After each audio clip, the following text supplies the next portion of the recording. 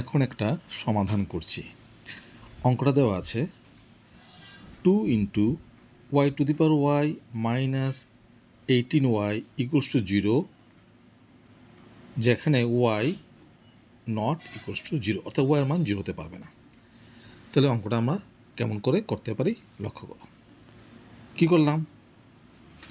প্রথমে 2 into Y to the power Y যেমন আছে এমন থাক, ইকুয়ালস টু এদিকে আছে -18y, এটাকে পক্ষান্তর করে ডান দিকে নিয়ে যাব, তাহলে মাইনাস কি হবে প্লাস 18y, অর তারপর কী করব, Y to the power Y by এই যেখানে ওয়াইটা আছে এটা নিচে নিয়ে আসবো, ইকুয়ালস টু এদিকে আছে 18 বাই আর এখানে ওয়াই টু দি পাওয়ার ওয়াইয়ের সঙ্গে যে 2টা আছে এটা নিচে নিয়ে আসবো, ক্রস মাল্টিপ্লিকেশন কোনাকুনি গুণ করে দেখো আগেরটা আমরা ফেরত পাচ্ছি। তাহলে এটাকে আমরা এভাবে করতে পারি।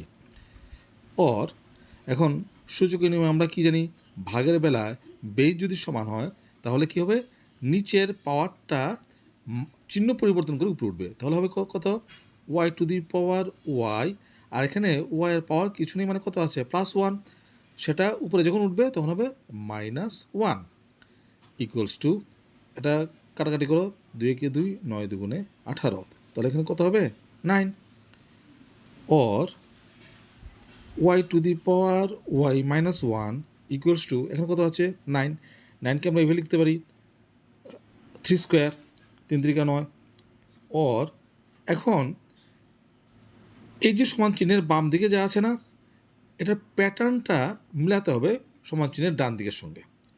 কেমন করে করবো দেখো, এখানে আছে Y to the power Y -1 equals to 3 into আর 3, তার পাওয়ার কত আছে 2, 2টাকে আমরা এইভাবে লিখতে পারি কিনা দেখো তো, 3 - 1, একই কথা।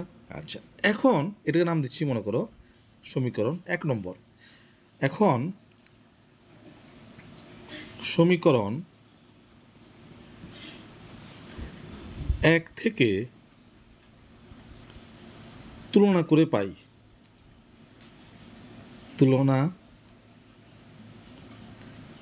পাই, দেখো মাঝখানে কি চিহ্ন আছে, ইকুয়াল সাইন, তার মানে বাম পক্ষ এবং ডান পক্ষ অবশ্যই সমান।